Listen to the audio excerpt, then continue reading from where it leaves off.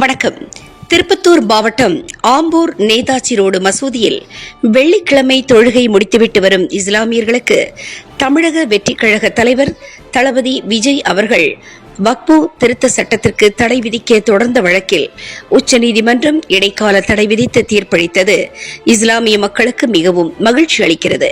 இதனை கொண்டாடும் விதமாக தமிழக வெற்றிக் கழகம் திருப்பத்தூர் கிழக்கு மாவட்ட செயலாளர் நவீன்குமார் அவர்களின் வழிகாட்டுதலுடன் ஆம்பூர் நகர நிர்வாகிகள் இஸ்லாமிய சொந்தங்களுக்கும் பொதுமக்களுக்கும் இனிப்புகள் வழங்கி கொண்டாடினார்கள்.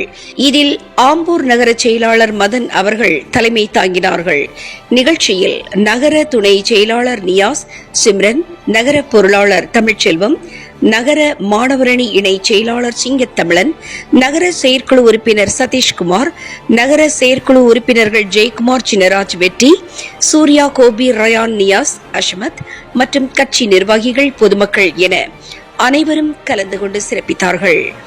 தினமுகம் எக்ஸ்பிரஸ் செய்திகளுக்காக திருப்பத்தூர் மாவட்ட செய்தியாளர் ஆம்பூர் திருமலை மற்றும் ஐயம்மாள்.